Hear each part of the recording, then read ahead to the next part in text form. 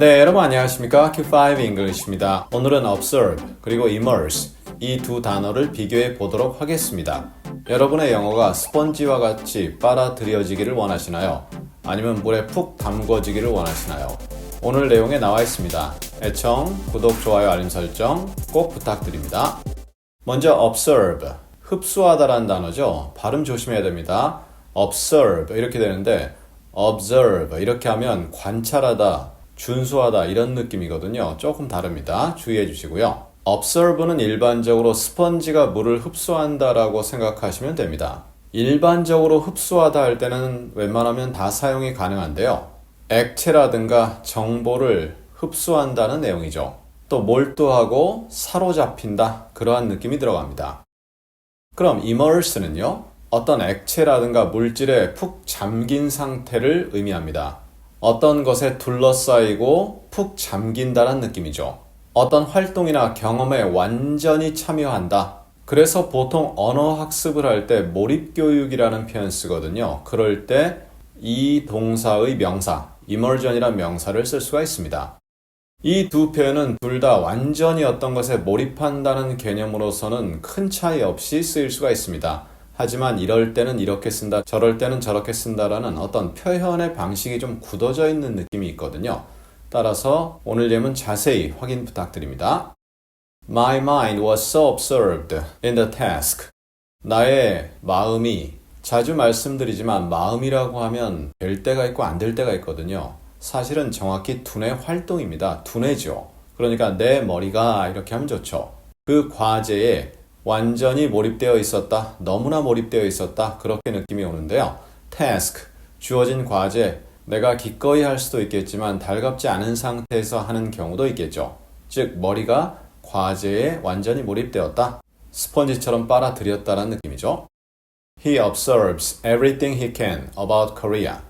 그는 한국에 관한 그가 할 수 있는 모든 것을 다 빨아들인다 이거죠. 흡수한다. 이럴 때 빨아들인다, 흡수한다는 건 배운다란 느낌이죠. 그리고 빨아들인다, 흡수한다라고 할 때는 보통 in이란 표현을 안 써도 되는데요. immerse의 경우는 in이라는 전치사를 꼭 쓰게 되거든요. He observed the details of every problem instinctively.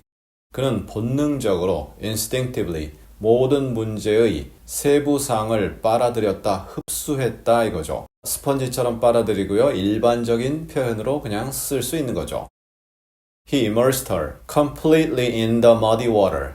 그는 그 여자를 담궜다 이거죠. 물에 담궜죠? 어떤 물입니까? muddy한 water. 흐릿하고 진흙이 막 섞여 있고 그래서 진흙탕물이다 이렇게 생각하시면 됩니다. 즉, 그 여자가 있는데 그 여자를 진흙탕물에 담궈버렸다. 상황이 어떤 상황인지 모르겠습니다. 아마 고문을 한다든가 아니면 고문이 아니라 장난으로 하더라도 물에 빠뜨리는 그러한 장난을 하는데 그가 그 여자를 들어서 빠뜨렸다. 이러한 느낌 전달됩니다. He spent months immersing himself in the script. 그는 여러 달을 보냈다 이거죠. 뭐 하면서? 스크립트에 푹 빠져 있으면서. 스크립트가 뭐죠?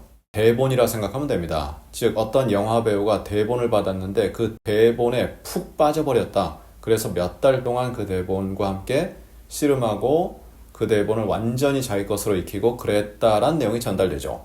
아마 명배우일 가능성이 높겠죠. He was immersed in an effort to promote our product.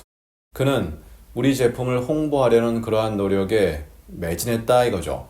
푹 빠졌다, 즉 그러한 노력에 매진했다. 이런 식으로 원래의 의미에서 벗어나는 경우들이 있잖아요. 그럴 경우는 observe를 써도 되기는 하지만 초반에 말씀드렸던 대로 이러한 내용은 이렇게 쓴다. 거의 정해져 있는 느낌이거든요.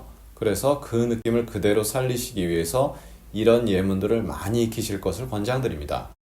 Language immersion isn't right for my child. 언어 몰입 교육은 나의 아이에게는 옳지 않다 이거죠. 때에 따라서 몰입 교육이 효과가 있는 경우가 있고 아닌 경우가 있죠. 그건 사람마다 다르고요.